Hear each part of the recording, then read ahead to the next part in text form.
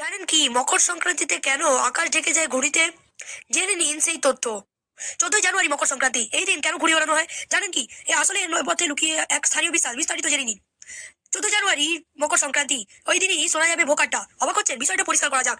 আসলে 14ই জানুয়ারি মকর সংক্রান্তি, পৌষ সংক্রান্তি বা মকর সংক্রান্তি মানেই যেন পিঠে পুলির উৎসব। শীতকালে মিঠে কড়া রোদে গা ভাসিয়ে ওম নেওয়ার সকাল মাতে সকলে নতুন ধান, খেজুরের গুড় এবং পাটালি সুন্দর গন্ধে চারদিন মম করে। মূলত নতুন ফসলের উৎসবকে পৌষ পার্বণ হিসেবে বাংলায় পালন করা হয়। আর মকর সংক্রান্তি নতুন ফসলের উৎসব ছাড়াও ভারতীয় সংস্কৃতিতে উত্তরায়ণের সূচনা বলে বলা হয়ে থাকে। এই দিন দেশের বিভিন্ন প্রান্তের আকাশে রং বেরঙের ঘুড়ি উঠতে দেখা যায়। কেন মকর সংক্রান্তিতে ঘুড়ি ওড়ানো হয় জানেন? মকর সংক্রান্তিতে দেশে দেশে বিভিন্ন জায়গায় ঘুড়ি ওড়ানোর প্রতিযোগিতা হয়। তা শুধু বাংলায় নয়, ভারতের উত্তর ও পশ্চিমের দেশগুলিতে অনেকেই প্রবল আগ্রহ উদ্দীপনার সঙ্গে মকর সংক্রান্তি পালন করেন। ঘুড়ি ওড়ানোর প্রথা ভারতের নানা প্রান্তে থাকলেও পশ্চিম ভারতের গুজরাটে এই দিন ঘুড়ির উৎসব খুব মহা ধুমধাম করে হয়।